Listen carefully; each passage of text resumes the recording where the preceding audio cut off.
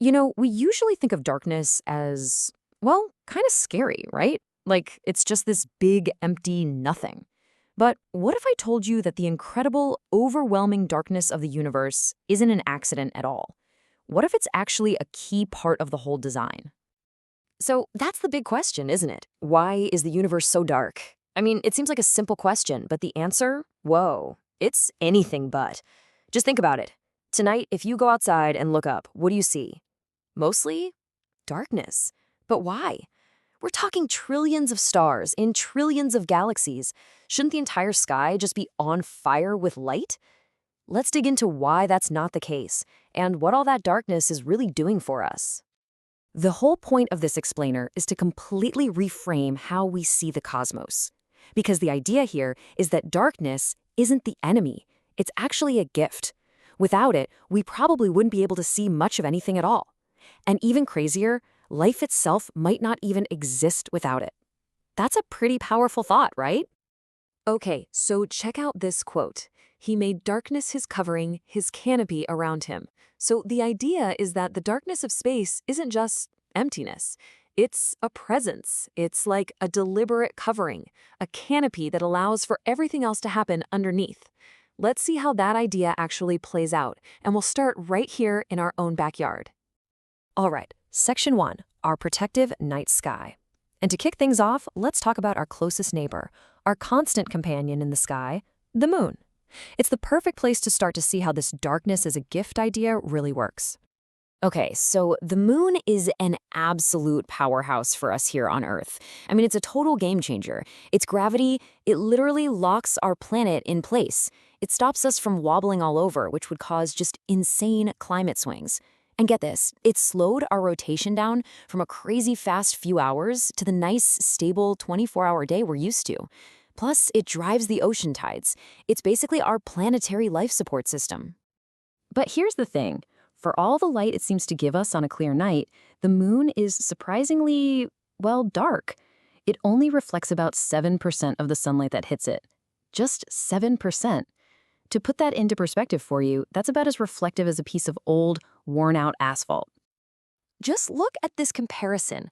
Earth reflects almost 40% of the sun's light.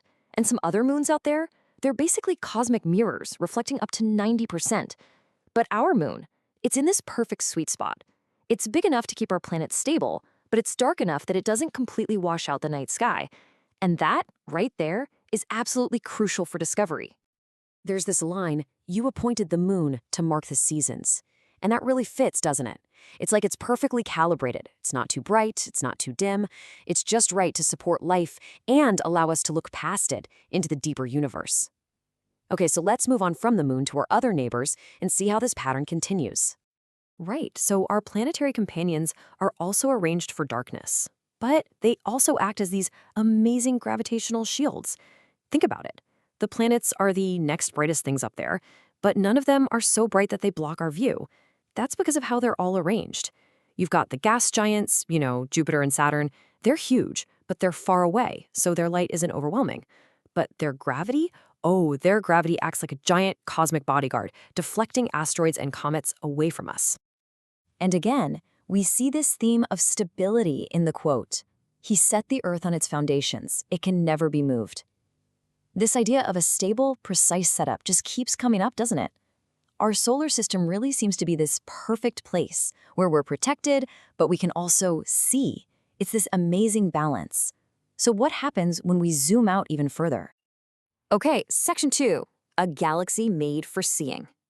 So now we're zooming way out, from our solar system to our address in the Milky Way galaxy. And it turns out our location, our cosmic zip code, is just as important as who our planetary neighbors are. Check this out.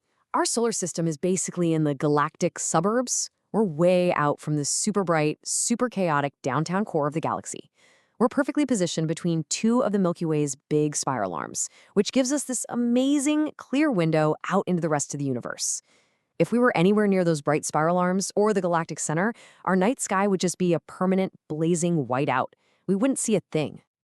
So to really get a sense of how important our quiet neighborhood is, let's play a little what-if game. You know the Orion Nebula, right? It's that faint, fuzzy patch in the sky. Well, what if we swapped it with something much, much bigger, like the Tarantula Nebula? Well, the result would be absolutely staggering. That one nebula would fill up a quarter of our entire night sky. It would be so bright, it would literally cast shadows on the ground here on Earth. I mean, sure, it would be beautiful, but it would also completely blind us to the trillions of other galaxies out there. You see, our darkness is what allows us to see everything else. This astronomer's quote just says it all. What a wonder that we dwell in a galaxy in which we can see all its wonders. It really captures that feeling, right? It's like this incredible stroke of luck, or maybe design, that our home is a place where we can actually see out.